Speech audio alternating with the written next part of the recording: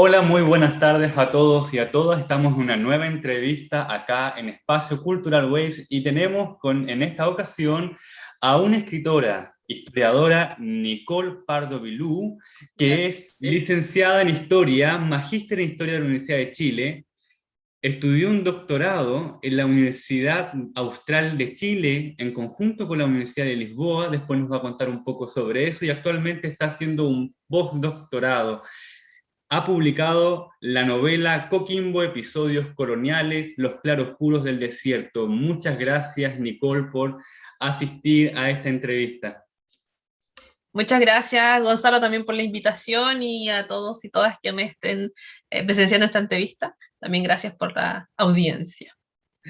Genial, Nicole. Oye, estuve viendo un poco tu biografía y me di cuenta que comenzaste con literatura, luego te trasladaste a historia, pero los caminos de la vida te ha llevado a publicar novelas. ¿Cómo ha sido este proceso que para algunos puede ser como muy tambaleantes, pero deben tener algo que los acompañe mutuamente? Sí, bueno, claro, yo entré a estudiar primero literatura, entré a estudiar licenciatura en lengua, literatura inglesa, y yo quise Mm, inglesa pensando en el idioma que iba a aprender. Porque me gustaba mucho leer, me gustaba mucho la literatura en general cuando era adolescente, cuando era estudiante. Pero también me gustaba mucho la historia, entonces me apasionaba harto la historia. En realidad lo que yo quería era como escribir novelas, ser parte de ese espacio de la creación de ficción. mm, Pero conforme empecé a estudiar la carrera de lengua y literatura inglesa, si bien me gustaba y me iba súper bien, me gusta mucho la lingüística en particular, sí sentía que me faltaba algo porque como que mi pasión siempre estaba en el conocimiento histórico, pensando lo histórico también como ese espacio de la novedad, de lo distinto, que no tenía que ver con mi cotidianidad, ¿no? La historia mm. siempre es algo sorpresivo y distinto a lo que uno vive día a día en el presente. Entonces, sí, decidí después cambiarme de historia pensando que esa era mi pasión. Debo decir que sí, no fue tan fácil. Cuando el primer año de historia, claro, me había acostumbrado al ritmo de literatura que tiene y de lingüística que tiene su estructura en particular. Y luego historia era todo un mundo distinto, en realidad. La lógica de los Mm. profesores, etcétera, era distinto. Y sí, me empecé a arrepentir. El primer año, segundo año, dije, ¿qué estoy haciendo aquí? Pero ya tercer año me reencanté nuevamente con la carrera. Evidentemente, bueno, yo creo que nunca es todo fácil. Siempre hay ramos que se generan Mm. algún tipo de conflicto o que son más dificultosos que otros. Pero ya en tercer año me reencanté con lo que era historia de América, historia de Chile. En realidad, más que nada conocí, porque lamentablemente en Chile es todo muy europeísta y yo me sabía Mm. de memoria la Revolución Francesa, historia medieval y todas esas cosas que me gustaba mucho, pero no conocía casi nada de América ni de Chile. Y sí, me encanté con la historia colonial chilena, la historia colonial americana y un montón de maneras de mirar esa historia. Entonces, me encantó muchísimo y ahí me metí, bueno, obviamente me metí de lleno al trabajo historiográfico, terminé mi licenciatura con la tesis que hice en ese entonces, luego hice el magíster, me gustó mucho el mundo de la investigación histórica, estar en el archivo, porque yo trabajé con historia colonial, y ese era un mundo maravilloso también, o sea, trabajar con documentos del siglo XVII, del siglo XVIII, a veces tener también la posibilidad de tocar de esos documentos, no siempre los ves en microfilms, Mm. también es muy emocionante estar en contacto con ese pasado.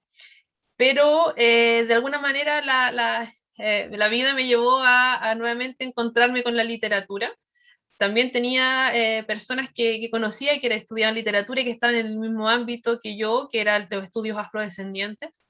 Y me comencé a encantar también con ese espacio de literatura chilena de principios del siglo XX o finales del XIX, en donde había personajes afro. Y empecé a ver que había una posibilidad ahí de mirar esta historia afro que yo había revisado en los archivos, mirarla desde la literatura. Y claro, y ahí ingresé a este doctorado que es interdisciplinario, que se llama en Ciencias Humanas en la Universidad Austral de Chile, y lo hice después, hice una cotutela con en Centro de Estudios Comparados en la Universidad de Lisboa, que también es un espacio interdisciplinario, y ahí logré hacer esta mezcla entre historia y literatura. No fue fácil nuevamente porque yo venía así con esta visión bien cuadradita de la historia, una metodología bien específica, que es el trabajo histórico, y meterme en estudios literarios pues, fue la libertad absoluta. En realidad es una cosa muy, muy amplia, muy diversa, una forma de trabajar muy distinta. Y tuve que aprender teoría y cosas así como rápidamente, porque en realidad estaba muy colgada con todo lo que era literatura. A pesar de que había empezado a estudiar, tuve un año y medio en literatura al principio, y me acordaba algunas cosillas de aquella época, pero fue finalmente tremendamente enriquecedor tratar de juntar estas dos formas de mirar, formas de trabajar. Eran otros corpus de trabajo, obviamente, ya no estaba revisando documentos antiguos, pero estaba revisando novelas de fines del 19 y principios del 20, y fue meterme cada vez más en lo que era historia chilena, desde esa perspectiva literaria. Y nada, me motivó muchísimo también a concretar lo que había iniciado quizá cuando empecé a estudiar, ¿no? Esta idea de saber historia para escribir novelas. Me motivó muchísimo esta posibilidad de conocer literatura. Y ahí fue cuando me puse efectivamente a pensar en concretar, escribir una novela, y con todo el material y toda esta reflexión que yo había logrado obtener con mis trabajos históricos. Oye, Nicole, cuando tú hablas sobre estos campos, cierto que al principio fue como algo muy distinto de la historia y la literatura, pero lograste coincidir después en tus producciones. Pero, ¿cómo podrías tú definir finalmente qué es la historia y qué es la literatura? ¿Habrá esa posibilidad? Eh, bueno, es difícil, porque bueno, también hay toda una discusión dentro de la filosofía de la historia, de la teoría historiográfica, en donde en algún momento, o en muchos momentos de todo este espacio de reflexión, se ha dicho que la historia también es narrativa, ¿no? La historia es una narración, también es una creación de una persona que, claro, mira hacia el pasado, pero reconstruye ese pasado, por lo tanto no es el pasado el que podemos mirar, o el que estamos viendo cuando leemos historia, ¿cierto? Sino que es la reconstrucción imaginaria de un sujeto, que es el historiador o la historiadora, que mira ese pasado y lo arma a través de huellas, elementos que va juntando, reuniendo para armar un relato coherente, ¿cierto? Entonces llegó a un punto de decirse en los años 70, en los años 80, de que efectivamente la historia era una narración, era una estructura lingüística, ¿cierto?, de la lengua, que cumplía una función y tenía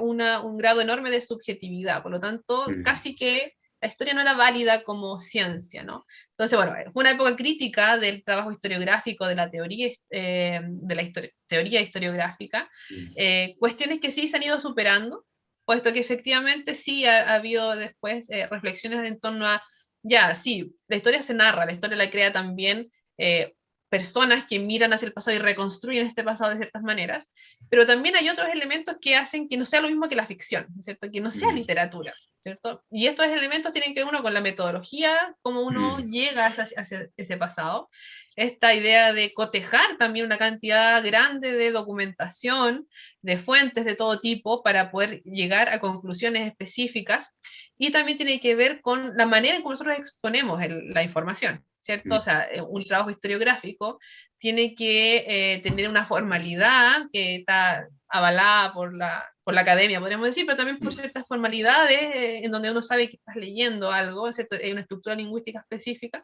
pero también se te exige que tienes que justificar lo que estás diciendo, o sea, lo tienes que justificar tanto con las fuentes que tienes que citar, pero también con una discusión que va a ir de fondo en lo que es la discusión bibliográfica. No es, tengo que decir cosas que ya estén sustentadas por otros autores, o puedo discutir estas cosas que dicen estos otros autores, ¿cierto?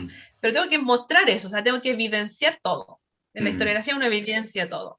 La literatura es distinta. Puedes estar hablando del mismo tema, contando lo mismo, pero la literatura no te pide eso, no te está exigiendo nunca que evidencies, que pongas notas a pie de páginas, que hagas una discusión bibliográfica, y el lenguaje suele ser muy, muy diferente, evidentemente. El lenguaje siempre va a apelar muchísimo más a la subjetividad, efectivamente, ¿no? Los personajes que se recrean en una novela son sujetos en donde tú puedes acceder a su interioridad en ese espacio, ¿no? Entonces el lenguaje de trabajo es distinto.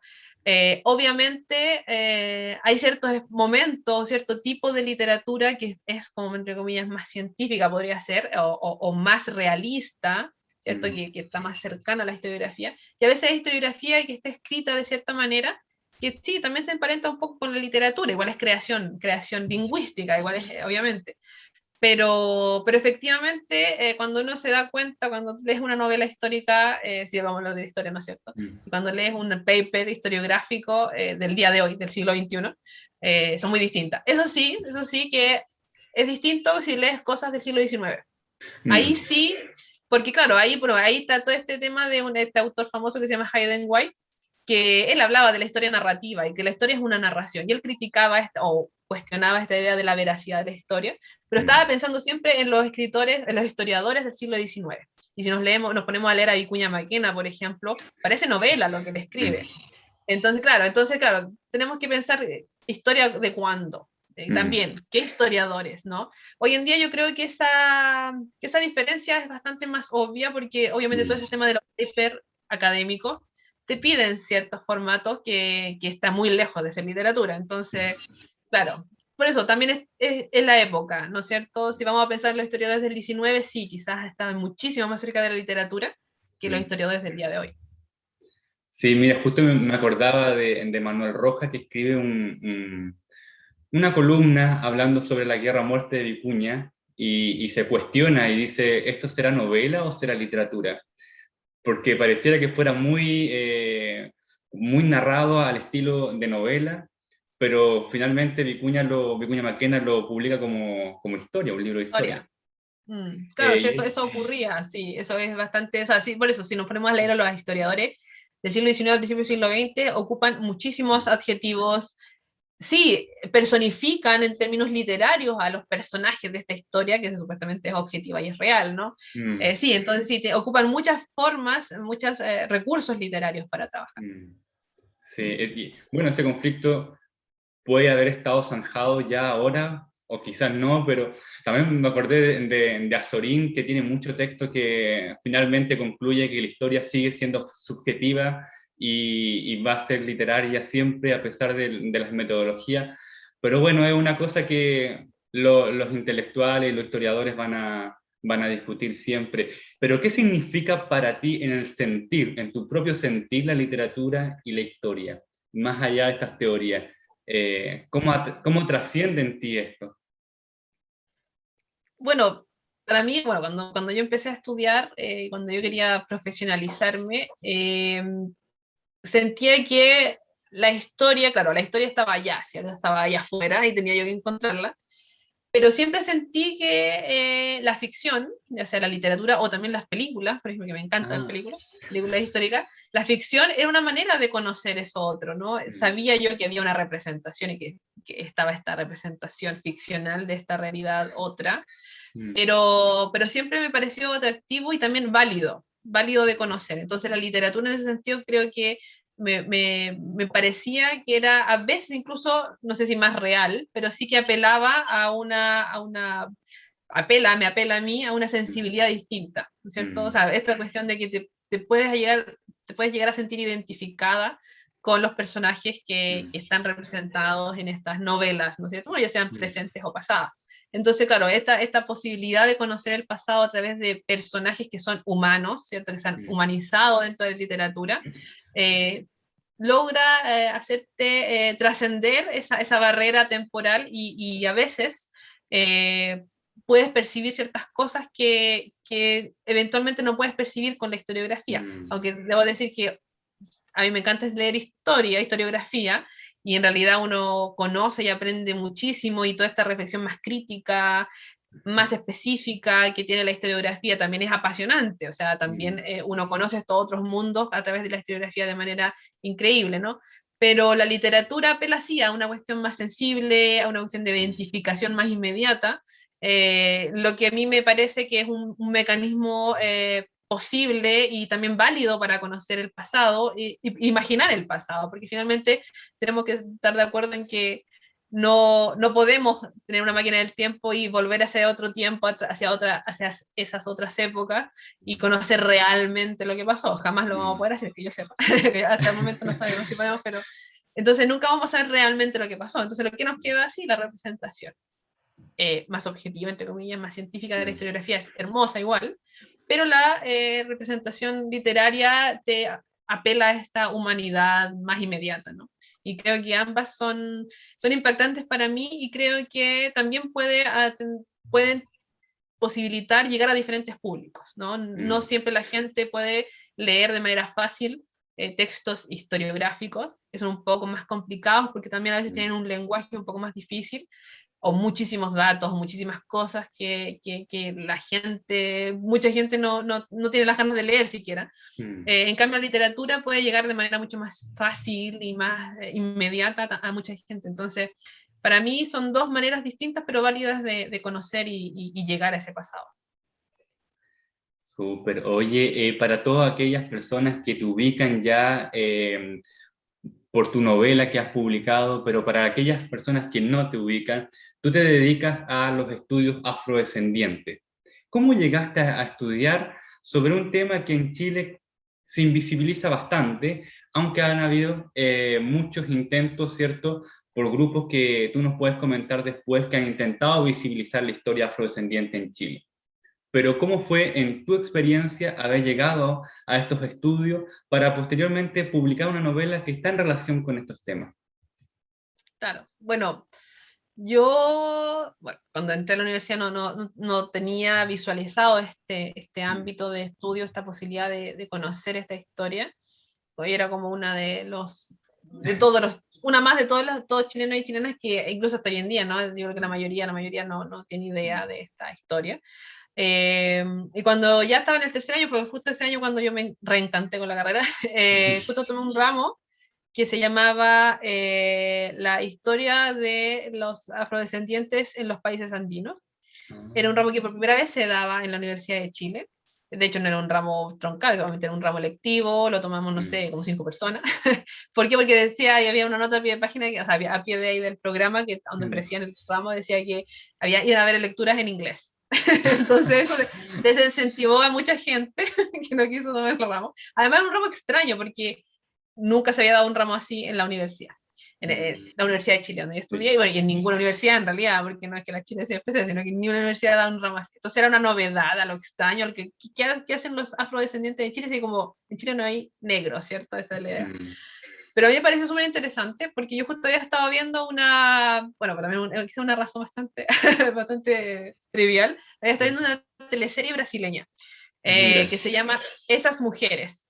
Y es una teleserie que está basada en 3 novelas históricas, no sé si son históricas, porque fueron escritas de la época, 3 novelas realistas, mejor dicho, de un autor brasileño, que están situadas en el siglo XIX. Y estas 3 novelas fueron juntadas y se hizo una sola teleserie. Y la teleserie, bueno, son 3 mujeres protagonistas y eso es interesante.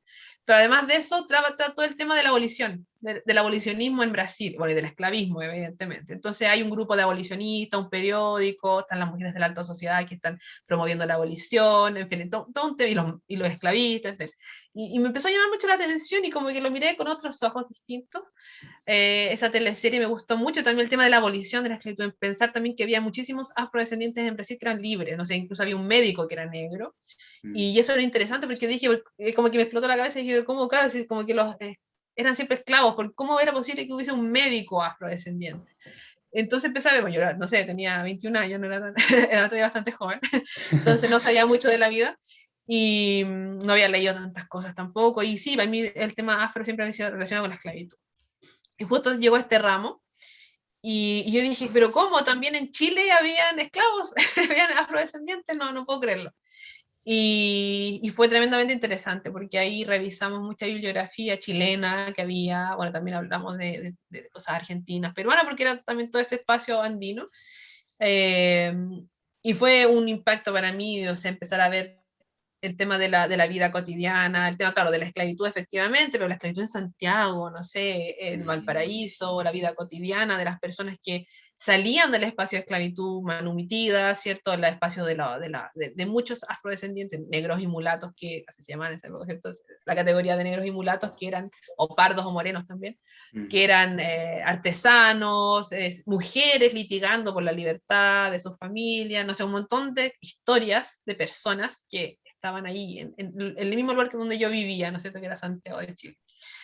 Y me pareció impresionante, ¿no? Simplemente era algo que no podía creer yo, que no sabía yo, cómo podía no saberlo. Y bueno, obviamente era muy desconocido, era un grupito pequeño el que estaba investigando en ese momento estos temas, muy pequeño. Y a la profesora con la que yo estaba en ese entonces, Celia Casen, fue la profesora de ese ramo, yo y otra y un par de compañeras más les pedimos que queríamos hacer la tesis con ella, porque nos pareció un espacio interesantísimo de trabajar. Y efectivamente cada una hizo su tesis, una hizo sobre el tema de la manutención graciosa, que tiene que ver con la manutención que entregan los amos sin cobro a sus esclavos, es decir, los dejan libres de manera graciosa, o sea, gratuita, porque los esclavos obviamente tienen un costo económico, ¿no es cierto? Entonces hay un tipo de manutención que es una cosa por caridad que se hace, ¿no es cierto? Y por el bien del descanso del alma del amo, que los deja libres.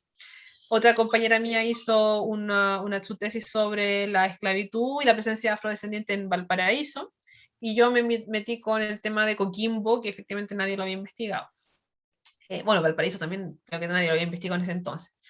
Entonces, claro, fueron 3 tesis bastante originales y debo decir que fueron bastante buenas. Trabajamos bien arduamente las 3 y como que nos metimos muchísimo cada uno con su tema, pero trabajamos en conjunto y buscando bibliografía por todos lados y con esta profesora que nos guiaba. Y resultaron 3 trabajos muy buenos. Y aparte de eso, con la profesora empezamos a hacer un grupo. Bueno, ya tenía ya trabajo previo allá porque había hecho una actividad en el año 2007. Yo entré en el 2008 a trabajar con ella era la tesis. Pero en 2007 ella había hecho una experiencia de un coloquio en la Universidad de Chile. Entonces ella ya quería como abrir este espacio. Yo me integré a ese espacio que ella estaba abriendo, muy marginal y muy pequeño, por supuesto, aún es marginal y pequeño. Y ahí conocí a harta gente, por todos esos años que yo estuve, después me metí al magíster, y el cual terminé en enero del 2013, di mi examen de grado del magíster, entonces tuve varios años, efectivamente trabajando, conociendo a harta gente, organizando coloquios en la Universidad de Chile, y ahí empecé a conocer bastante el campo de estudio que se estaba realizando principalmente en historia, porque yo era obviamente historiadora, aunque sabía también que había otro espacio de trabajo que se estaba haciendo en antropología, que era y otro tipo de trabajos que apelaban más al presente y que estaban más situados en Arica, ¿no? Pero ese era un campo como que yo no conocía mucho. También en Arica se estaba recién armando todo este tema del reconocimiento del pueblo tribal, se empieza a armar recién en el año 2000, 2001, empieza a surgir todo este tema, entonces fue como casi paralelo que se empezó esta eclosión en lo que era el pueblo tribal en Arica, y por otra parte esta también eclosión de trabajo del ámbito de los estudios afro, principalmente en Santiago, pero también en Concepción un poco, y en Valparaíso también, era como los lugares que se habían hecho cositas, ¿no? Desde la historia. Bueno, en Erika también se empieza a trabajar un poco con historia colonial, hay algunas un par de personas que trabajan efectivamente trabajo con documentos coloniales, pero bueno, el grueso siempre va a ser más bien el presente en este espacio. Entonces, claro, de pronto llegamos al 2020, o 2019, 2020, más o menos, y ya había un gran material recolectado, o sea, había mucho trabajo que se estaba haciendo por aquí, por allá, de tesis, de artículos académicos, un par de libros por acá. Pero sí, hasta el momento no había una sistematización muy potente, pero sí comenzó a como surgir, sobre todo en el 2017, 2018, como otro interés. ¿Por qué? Porque comenzó a llegar una migración afrodescendiente muy fuerte, muy amplia a Chile, ¿cierto? Entonces, como que de pronto muchas personas empezaron a preguntar qué de nosotros hay en ellos, o qué de ellos hay en nosotros. O sea, ¿somos diferentes o en realidad nosotros también tenemos algo de afrodescendencia? Y ahí en ese contexto, como que para mí personalmente, me había alejado un poquito del estudio afro, estaba estudiando más literatura, comencé a recibir invitaciones y me di cuenta que había interés en retomar estos temas, ¿no? Y claro, ahí nos dimos cuenta que ya había un trabajo avanzado desde muchas áreas, ¿no? Desde áreas presentes que trabajan con musicología, con antropología, pero también muchas áreas históricas que trabajan siglo XVII, siglo XVIII y siglo XIX. Bueno, y así, o sea, ahora, bueno, hicimos el año 2017, de hecho hicimos un artículo con Paulina Barrenechea, ella también trabajó mucho tiempo en el ámbito de los estudios afro desde la literatura, ella es pionera realmente en este ámbito, y con ella hicimos una revisión como del estado de la cuestión, ¿cierto? De qué estaban los estudios afro, hicimos un artículo, y claro, nos dimos cuenta que había muchas cosas, ¿no? Y avanzando siempre, cada mes, cada año están saliendo cosas nuevas. Y bueno, con Afro Coquimbo hicimos una lista, Afro Coquimbo, que es el grupo con el que, de historia en el que yo estoy, y que está centrada en la región de Coquimbo. Con ellos hicimos una lista de trabajos también desde el año 1939 hasta el presente que presentan a veces a pequeños atisbos, pero otras veces son efectivamente trabajos dentro del ámbito de los estudios afro, y que sirven de soporte e insumos para cualquier investigador o investigadora en diferentes ámbitos culturales que quiera llegar a investigar estos temas. Entonces, sí, es una lista que tiene ahora hasta el momento de tener como unas 55 páginas Oh, de no una gran tenía idea. bibliografía que se puede consultar. Muchas de esas bibliografías están online, otro tanto, bueno, lamentablemente son algunas cosas son más antiguas, pero están en las bibliotecas, etcétera. Y sí, o sea, yo creo que llegamos a este punto del 2021 en donde nos damos cuenta de que hay que pasar como al siguiente nivel, ¿cierto? Y hay que sistematizar todo esto, investigaciones en centros de estudios, en efectivamente generar ramos troncales en universidades que hablen de estos temas. Y bueno, y ahí estamos. Bueno, ahí estamos, claro, quienes estamos trabajando en historiografía y en este ámbito. Pero también hay un mandato oficial desde el reconocimiento del pueblo tribal en donde se insta por ley a que esta historia esté dentro de los espacios escolares, ¿no? Desde la formación escolar para arriba. Entonces, bueno, ahora nos queda la segunda parte, que es trabajar por ello. Mm. Oye, antes que se me vaya, ¿dónde se puede conseguir esa lista para todas aquellas personas que quieran tenerla?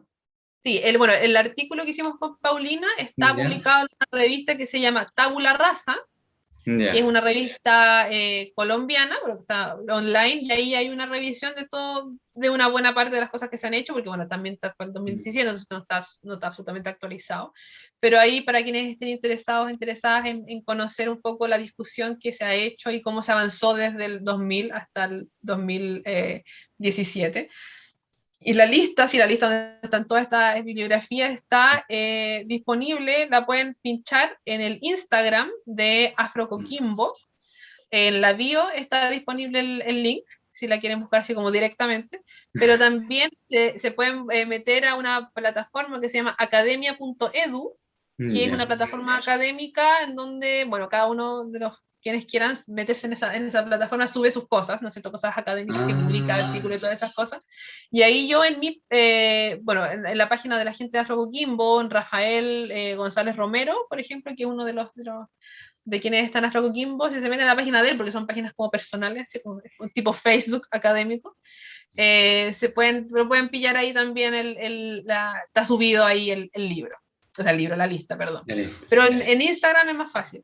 Lo buscan ahí en la lista. Así que... Oye, Nicole, tú mencionaste este grupo se llama Herencia, no, Afro-Coquimbo. Afro Coquimbo. Afro Coquimbo. Afro-Coquimbo. Sí. Afro-Coquimbo. Cuéntanos un poco de cómo surge este grupo, cómo, si alguien puede ingresar a este grupo y qué requisitos tiene y cuál es la función de él. Bueno, no es un grupo abierto, Ya, lamentablemente, un grupo cerrado. No, somos 4 investigadores en historia. Somos ya, 4 historiadores que nos hemos focalizado principalmente en siglo XVIII y principios del XIX. Bueno, estoy yo que también estoy trabajando en otras cuestiones que son más del siglo XIX y siglo XX, pero desde la literatura. Pero bueno, nació todo esto porque yo hice mis investigaciones en la región de Coquimbo para mi ay, tesis de licenciatura y magíster. Y yo, como te dije, abandoné un poquito los estudios afro cuando me empecé a meter en literatura, empecé a meterme más con novela histórica, con representaciones raciales y con otras cosas que igual llevo con lo ah, afro, pero no era exclusivamente lo afro. Yo trabajé ya. mi tesis doctoral fue sobre raza, sobre el concepto de raza. Oh, Entonces, claro, me súper. alejé un poquito de todo eso. Sí, pues, bueno, hay otro mundo, ese es muy emocionante. Mm, Y, bueno, y cuando me elegí un poquito, justo empezó a haber interés en la región de Coquimbo, algunas personas que empezaron a invitar a hacer charlas y a hablar del tema, porque en Coquimbo nadie ha investigado el tema, siendo que hay un potencial inmenso de trabajar en ese espacio, porque hay muchísimos documentos para trabajar sobre la presencia afrodescendiente, y fue una presencia muy importante porque había altos porcentajes de personas de origen africano en la región de Coquimbo. Pero nadie, no sé, bueno, ahí sí hay razones, bueno, que tiene que ver con lo mismo con esta idea de la raza, ¿no? El racismo profundo que tiene nuestra nación, que en ciertas regiones se manifiesta de manera mucho más potente, y la región de Coquimbo es una de ellas, ¿no? ¿Por qué? Porque todos son hispanos, todos somos españoles en la región de Coquimbo. Entonces, claro, la herencia africana se desapareció absolutamente. Entonces, claro, empezó a haber gente interesada en que yo fuera a exponer y hablar de la única persona que ha investigado este tema de manera más sistemática. Entonces dijimos ahí con mi colega Luis Madrid, que estábamos en ese entonces, habíamos ido a exponer también, dijimos aquí hay que hacer algo, o sea, no hay nadie que haga algo, ¿qué pasa?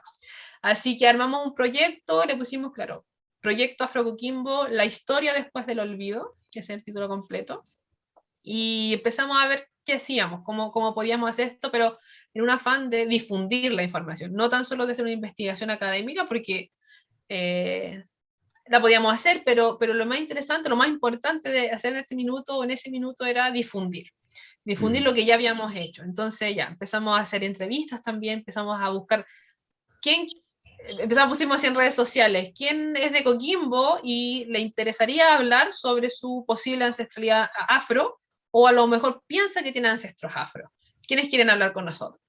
Y ahí conseguimos así, como, bueno, no, ni una metodología de ningún tipo, así nosotros lanzamos eso nomás y hubo gente que se acercó y nos empezaron a contar su experiencia, y sí, yo creo que mi mamá, yo creo que mi papá, yo creo que aquí, que allá nos daban sus nombres, nosotros también empezamos a trabajar paralelamente con documentos parroquiales de una parroquia que se llama Sotaquí, del pueblito de Sotaquí, y empezamos a encontrar muchísimas personas, obviamente afro, negros, mulatos y zambos también, cholos también, que es otra categoría que implica lo afro.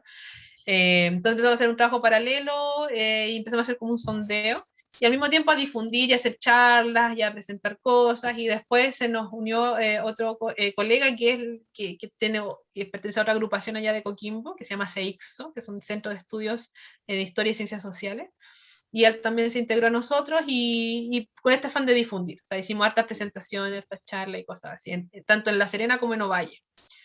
Y luego se lo integró una cuarta integrante que también es historiadora y que trabaja con el tema del siglo XVIII, principalmente con temas de enfermedades, ¿sí? Es otro ámbito, pero ella también trabaja harto con archivos, entonces trabajó con nosotros bastante. Y bueno, en realidad nuestro objetivo principal ha sido la difusión.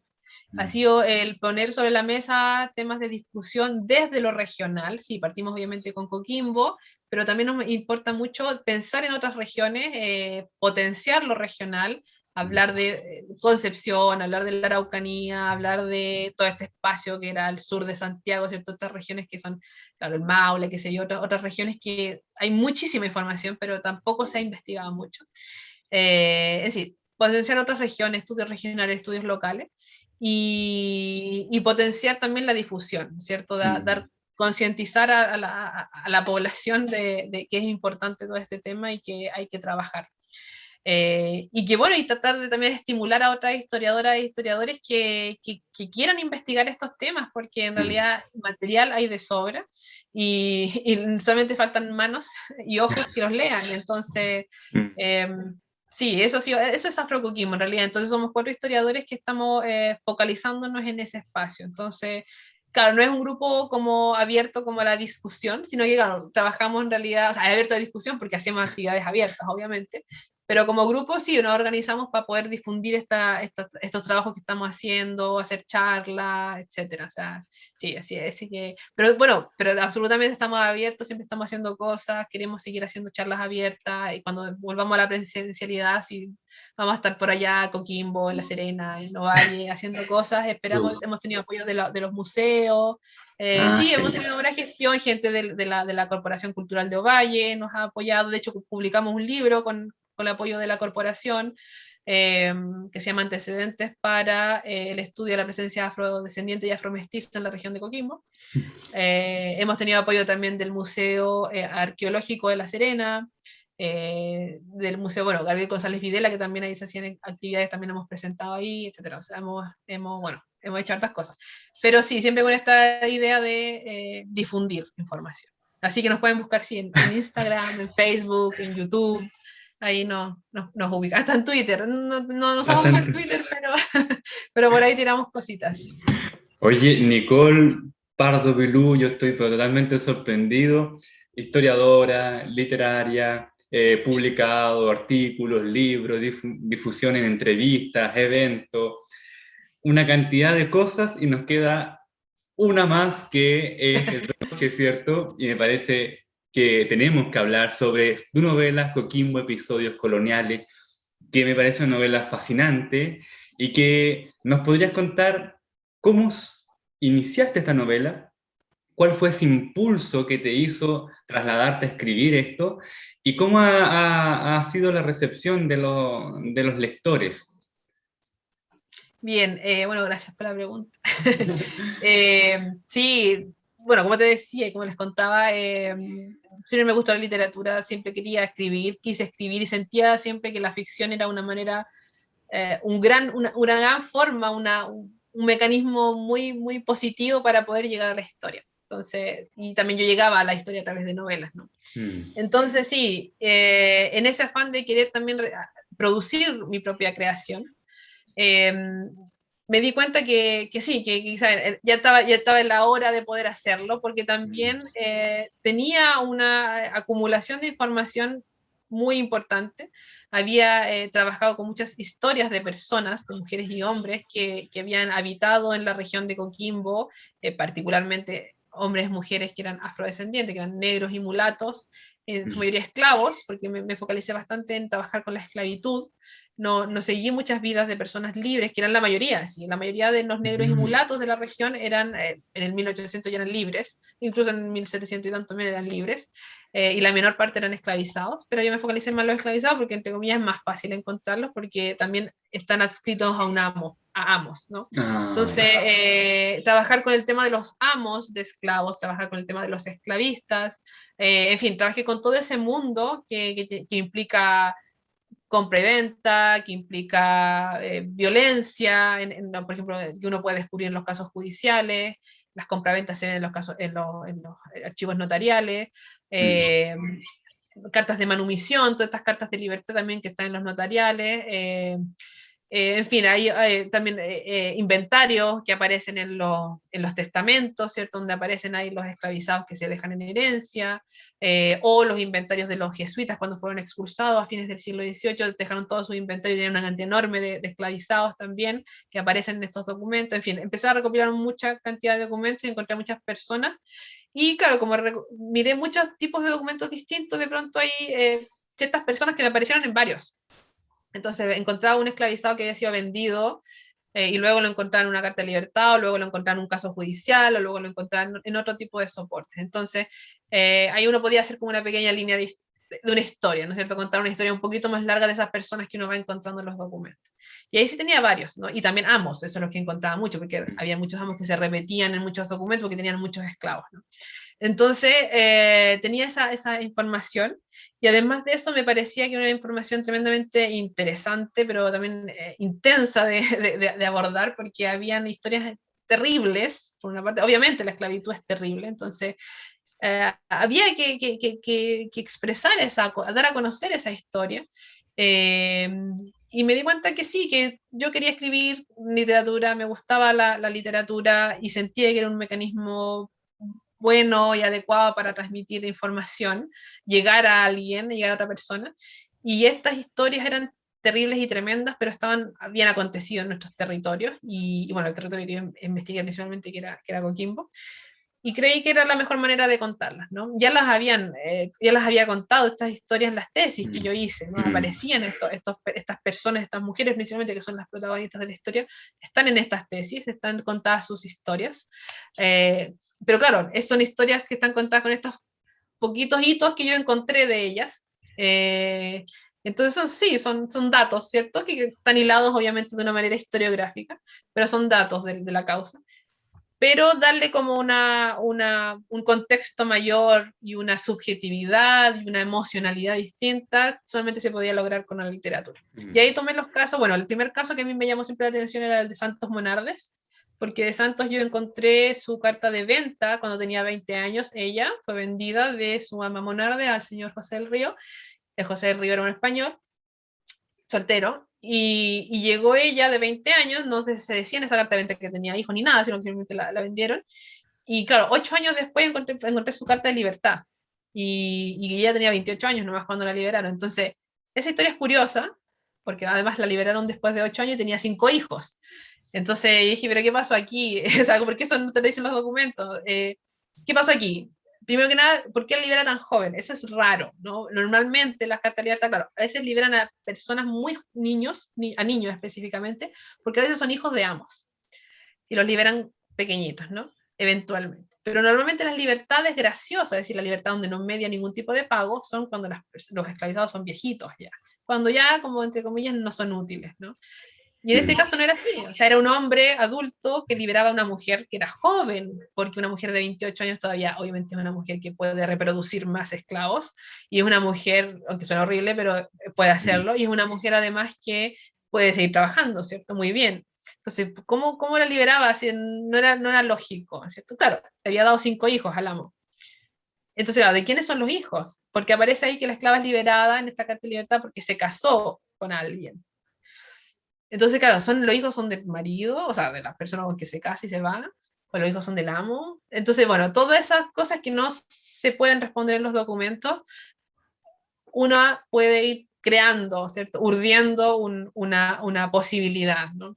Y tratando de armar una posible experiencia de vida de estas mujeres. Bueno, y uní, obviamente, agregué esta historia de la Mariana Iriarte, que también me parecía bien interesante en el sentido de, es una niña que yo encontré su caso judicial, en donde es una adolescente, ¿cierto? Una niña de 17 años cuyas amas, que son una señora y sus 2 hijas, la venden a un amo, pero después lo empieza a reclamar otro amo. Entonces empiezan a pelear a la muchacha, a la esclavizada, entre dos amos distintos a sus amas originales. Claro, y finalmente se quedan con el otro. Se queda con el otro, creo que finalmente se va con el segundo amo que empieza a reclamar. Entonces, es como, hay una disputa por la propiedad de una niña.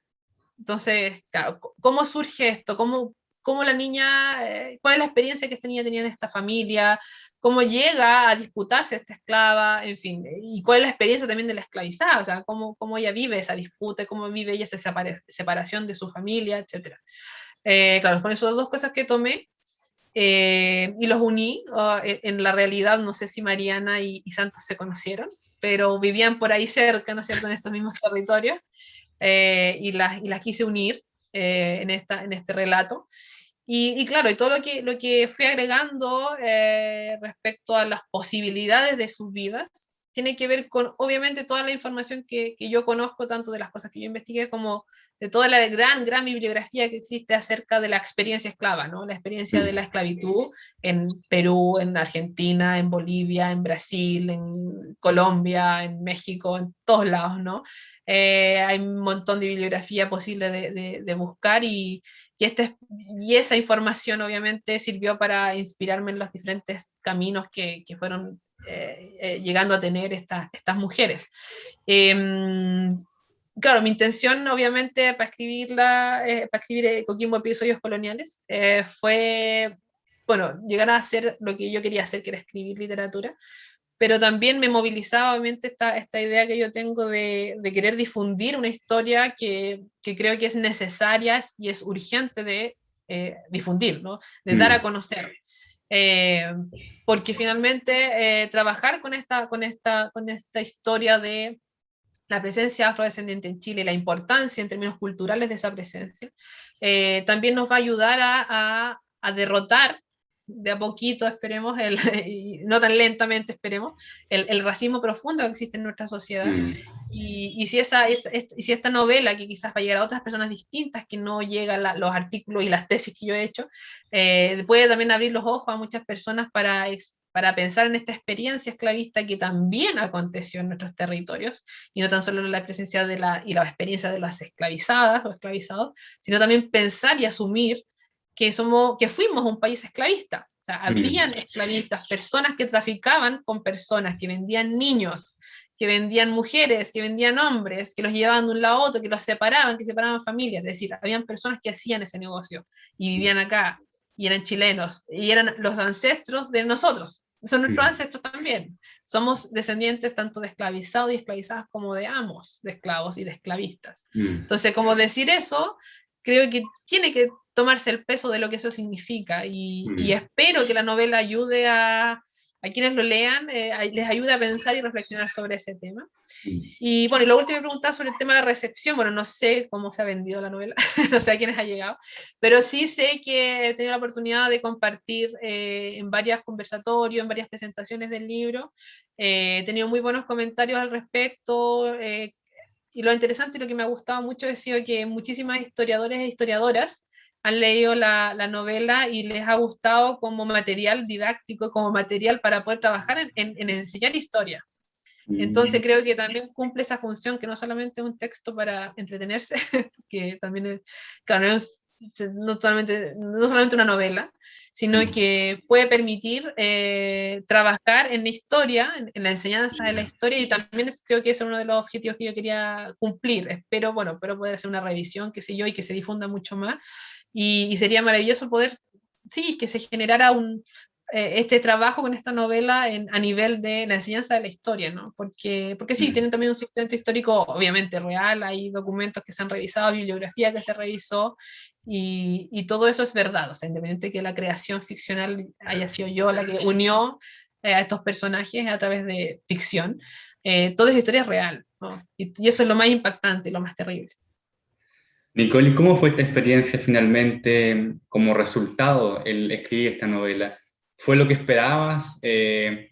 ¿Pretendes ampliar en nuevas novelas esta historia que has estudiado trasladándola a la novela?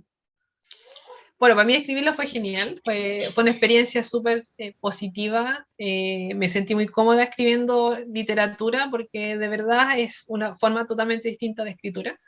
A mí sí me gusta mucho escribir y bueno, escribir historiografía me gusta también porque bueno, aprendí esa metodología y me gusta mucho trabajar con eso, pero la literatura es un espacio de mucha libertad.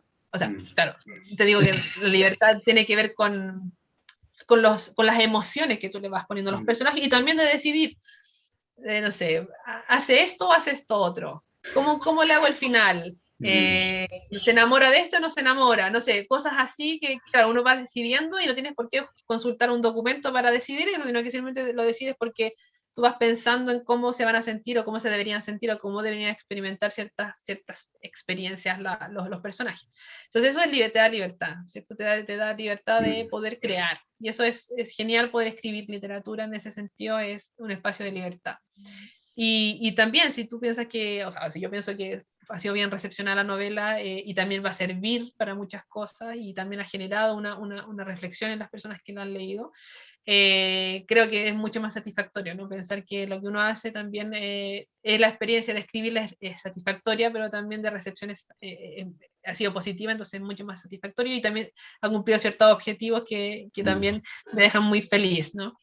Y sí, creo que la experiencia de escribir ficción es genial y también necesaria en este ámbito. Tengo muchísimo material para poder relatar y estoy preparando también una segunda parte, así que no es una segunda parte de la novela propiamente, sino que es otra con otros personajes, vamos a decir, con otras perspectivas, también otras formas, otra estructura, pero que también apela o toma personas que realmente vivieron en la región de Coquimbo, o sea, nuevamente, ahora sí personas de La Serena y Barraza, que van a ser los dos lugares que voy a trabajar y llama en el siglo XIX.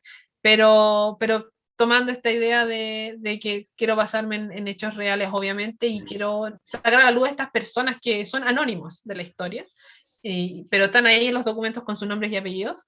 Entonces quiero darle cuerpo a estas personas anónimas de la historia, así que sí, quiero seguir escribiendo. Bueno, ojalá surja después una tercera o cuarta parte, pero probablemente una segunda. Sí. Super, Nicole. La red de estudios afrodescendientes informó que este mes era la herencia africana en Chile. Para no quitarte mucho tiempo, hemos conversado harto y ya para ir culminando esta entrevista, ¿qué significa relevar estos estudios, la novela para Chile? Sobre todo en un proceso, ¿cierto?, de que estamos construyendo una nueva constitución. ¿Qué tan significativo es estudiar sobre afrodescendientes en Chile? Yo creo que es esencial porque a veces se confunde o se cree que la afrodescendencia tiene solo que ver con un fenotipo. Mm, Tiene que ver solamente con, claro, tener rasgos que relacionan con a la África negra, ¿cierto? La África subsahariana. mm, y que si esos fenotipos no están de manera evidente en las personas, esa afrodescendencia no existe, ¿cierto? Entonces, entre comillas, estamos, lo que se decía hace 100 años atrás, y mucha gente lo piensa hoy en día, estamos libres, ¿cierto? No tenemos negros en nuestra historia, por lo tanto somos de raza superior. Y esa terrible aseveración la decían, obviamente, la dijeron mucho, ¿no? La dijeron mucho hasta que la creímos. Pero la afrodescendencia no tiene que ver solamente con eso, o sea, lo importante de contar esta historia tiene que ver con darnos cuenta que hay una historia global, hay una historia mundial, hay una historia conectada que ocurre en el espacio atlántico y que esa historia nos llega también a nosotros, ¿no? Nosotros no somos solamente una herencia de europeos que dominaron a grupos indígenas que estuvieron sometidos. Esa no es la historia, ¿no? Y que ellos nos trajeron todo, la lengua, la cultura, todo, y que nosotros somos españoles nacidos acá. Esa no es la historia, ese es un pedacito de la historia muy mal contada. Nuestra herencia es muchísimo más compleja.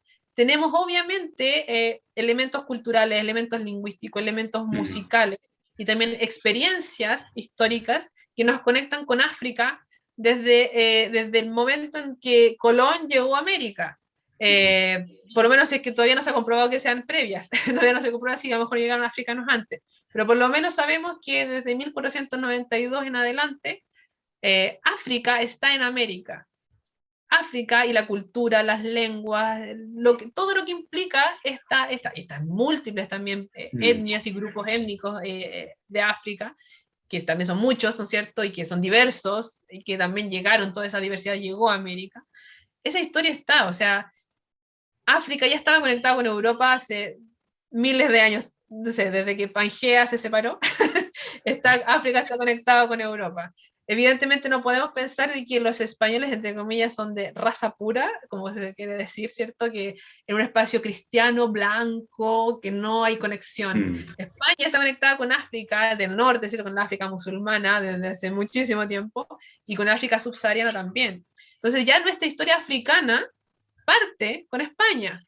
Entonces, claro, nos imaginamos siempre a los conquistadores todos blanquitos, ¿cierto? De ojos claros y rubios. No sé de dónde nos imaginamos así. Cuando más de la mitad de los conquistadores eran morenos y seguramente muchos de ellos eran africanos o personas hijos de africanos nacidos en la península. Los afrodescendientes no tan solo llegaron esclavizados a América, sino que también eran conquistadores. Los afrodescendientes fueron conquistadores de América. También. Entonces ahí empieza otro juego así como que te empieza a explotar la cabeza porque dices, sí, o sea, los africanos los vemos como los sometidos, los esclavizados, sí, el grueso de los afrodescendientes que llegaron acá, los africanos que llegaron acá eran sometidos, eran esclavizados, sí, es cierto. Pero hay otro grupo que también era conquistador y muchos pueblos indígenas vieron a los africanos como sus enemigos, porque los africanos o los afrodescendientes estaban en el espacio del conquistador, habían sido traídos, ¿cierto?, esclavizados o no, habían llegado con el espacio del conquistador. Entonces ahí la historia se empieza a complejizar mucho más y nos damos cuenta que la historia no es blanco y negro, ni tampoco una historia lineal, y en donde se te explica todo con que llegó un español rubio y nos conquistó, y ahora todos hablamos español y somos cristianos. No, la historia es muchísimo más compleja que eso, y yo creo que esa es la importancia de entender las relaciones entre África, América y Europa, y cómo esas relaciones complejas, terribles, dramáticas se fueron constituyendo en cada una de las regiones americanas, que evidentemente la historia de lo que es Chile, el Chile histórico, ¿cierto? Que se constituye entre Coquimbo y Concepción, ¿cierto? Ese Chile histórico, y también incluyendo la región de Cuyo, que ya no se incluye porque está en Argentina hoy en día, pero antes sí estaba. Ese Chile histórico, la experiencia con el África, con las personas africanas y con la cultura africana es distinta, obviamente, a la experiencia en Cuba, o la experiencia en Brasil, o la experiencia en Argentina, o la experiencia en Perú, evidentemente es distinta, pero no es menos importante la presencia africana en lo que es el Chile histórico. Entonces creo que hay que darle una vuelta a la historia, hay que mostrar esa complejidad, hay que dejar de pensar la historia lineal, hay que pensar el espacio atlántico, el espacio de las conexiones atlánticas como algo tremendamente complejo y con un espacio de conexiones culturales, lingüísticas e imaginarias, etcétera, muy antigua, y todo eso llegó a Chile. Llegó a este espacio en el que se supone que todos somos descendientes de europeos, pero no es así. Y eso no tan solo se refleja en nuestro fenotipo, sino que se refleja en un montón de prácticas, incluso también se refleja en el racismo, ¿no? Porque el racismo aflora evidentemente cuando nos encontramos frente a personas que creemos diferentes o frente a personas que creemos indeseables, ¿no? Entonces, ¿por qué creeríamos a los africanos o a los afrodescendientes como indeseables si nunca estuvimos en contacto, digamos, con ellos? Hay algo también, y para eso hay que hurgar a los documentos coloniales y del siglo XIX nos damos cuenta que hay una presencia africana muy importante y afrodescendiente que tiene que ver con otros temas también, porque hay mucha gente que es afrodescendiente que nace acá en este territorio y que tiene otro tipo de imaginario que se le entrega, ¿no? Entonces creo que es esencial para evidentemente construir un nuevo Chile, sobre todo en este tiempo constituyente. Es esencial contar una nueva historia mestiza, y eso también lo que yo he apelado bastante a pensar. El mestizaje sí tiene como una carga peyorativa, porque normalmente se piensa como este mestizaje en donde lo hispano, lo europeo, somete a lo indígena, ¿cierto? Y ahí surge el mestizo. Pero si empezamos a pensar el mestizaje como este proceso complejo de mezcla, ahí tiene que estar integrado obviamente las personas de origen africano, que también son parte constitutiva de todos nosotros, ¿no? Yo normalmente no me siento afrodescendiente, vamos a decir de manera directa, pero mi cultura o la cultura que me identifica en este espacio territorial también está plagada y está llena de estas ancestrías africanas, ¿no? Entonces tenemos que reconocerlas y tenemos que conocerlas y difundirlas.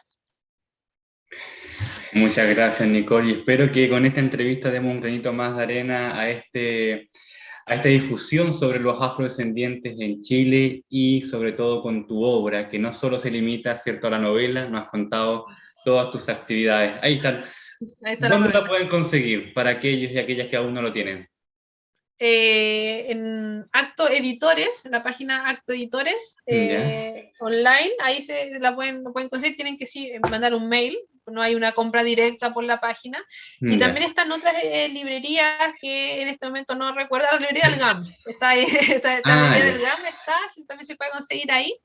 Y en un par de librerías más que no recuerdo, pero en Instagram, en Nicole Pardo Vilú, ahí hay un videito en uno de los posts, en donde aparece las 3 o 4 librerías donde está.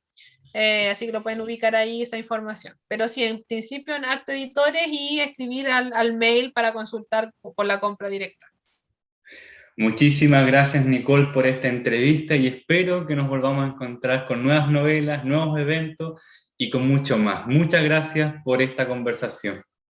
Muchas gracias, Gonzalo, a ti también. Y bueno, también quienes estén mirando, escuchando esta entrevista, también gracias por la asistencia y espero sí que sea un aporte también para lo que estamos desarrollando dentro del estudio afrodescendiente, esta novela, ¿cierto? Y el trabajo que yo he realizado y lo importante sí es difundir y dar a conocer esta historia. Así que gracias, Gonzalo, también por la invitación, porque es otra plataforma en donde podemos lograr generar esta instancia para difundir. Muchas gracias, nos vemos entonces la próxima semana con una nueva entrevista acá en Waze. Muy buenas noches a todos y a todas.